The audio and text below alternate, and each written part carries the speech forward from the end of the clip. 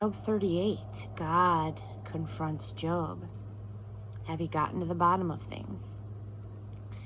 And now, finally, God answered Job from the eye of a violent storm. And he said, why do you confuse the issue? Why do you talk without knowing what you're talking about? Pull yourself together, Job.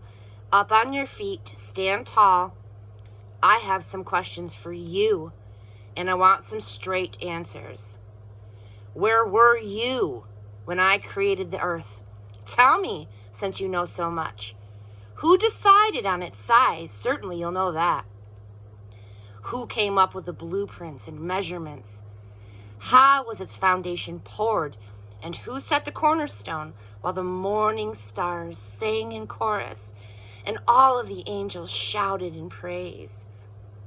And who took charge of the ocean when it gushed forth like a baby from the womb? That was me. I wrapped it in soft clouds and tucked it in safely at night. And then I made a playpen for it, a strong playpen, so that it couldn't run loose. And I said, stay here. This is your place. Your wild tantrums are confined to this place. And have you ever ordered morning, get up, and told dawn, get to work, so that you could seize earth like a blanket and shake out the wicked like cockroaches?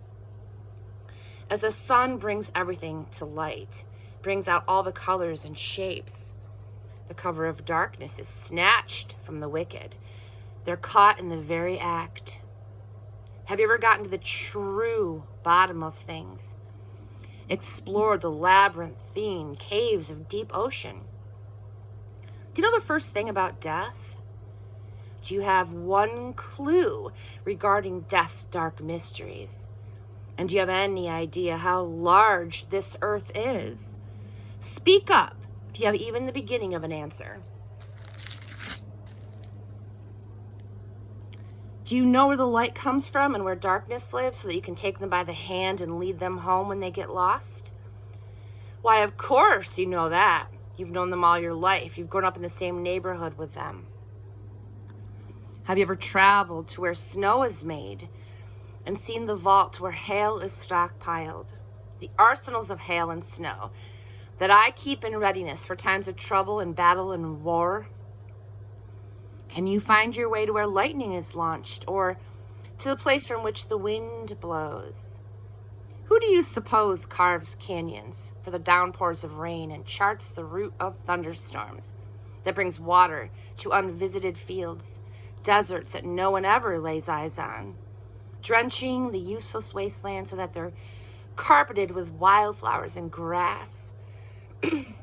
And who do you think is the father of rain and dew, the mother of ice and frost? You don't for a minute imagine that these marvels of weather just happen, do you?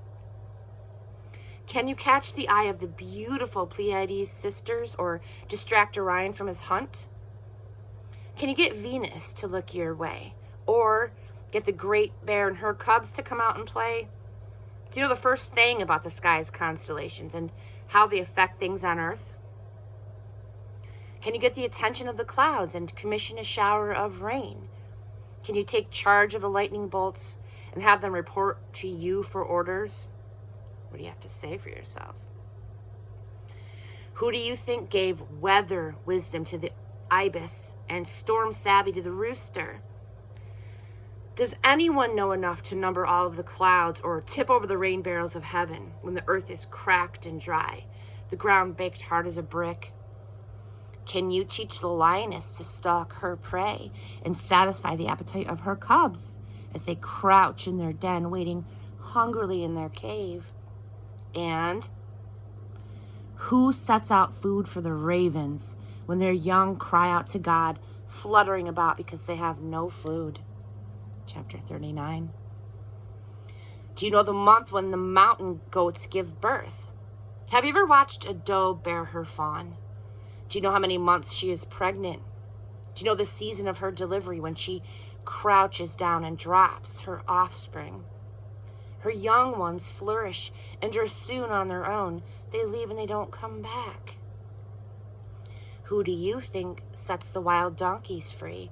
Open the corral gates and let them go. I gave him the whole wilderness to roam in, the rolling plains and the wide open places. He laughs at his city cousins who are harnessed and harried. He's oblivious to the cries of teamsters. He grazes freely through the hills, nibbling anything that's green. Will the wild buffalo condescend to serve you, volunteer to spend the night in your barn? Can you imagine hitching your plow to a buffalo and getting him to till your fields? He's hugely strong, yes, but could you trust him? Would you dare to turn the job over to him? You wouldn't for a minute depend on him, would you, to do what you said when you said it? The ostrich flaps her wings futilely, all those beautiful feathers, but useless. She lays her eggs on the hard ground. She leaves them there in the dirt, exposed to the weather, not caring that they might get stepped on and cracked or trampled on by some wild animal. She is negligent of her young, as if they weren't even hers. She cares nothing about anything. She wasn't created very smart, that's for sure. She wasn't given her share of good sense.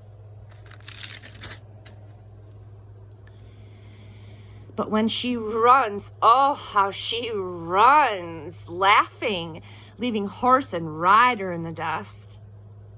Are you the one who gave the horse his prowess and adorned him with a shimmering mane? Did you create him to prance proudly and strike terror with his royal snorts? He paws the ground fiercely, eager and spirited, and then charges into the fray. He laughs at danger, fearless, and doesn't shy away from the sword. The banging and clanging of quiver and lance doesn't faze him. He quivers with excitement, and at the trumpet blast, races off at a gallop. At the sound of the trumpet, he neighs mightily, smelling the excitement of battle from a long way off, catching the rolling thunder of the war cries. Was it through your know-how that the hawk learned to fly, soaring effortlessly on thermal updrafts? Did you command the eagle's flight and teach her to build her nest in the heights, perfectly at home on the high cliff face, invulnerable on pinnacle and crag? From her perch, she searches for prey, and she spies it at a great distance. Her young gorge themselves on carrion. Wherever there's a roadkill, you'll see her circling.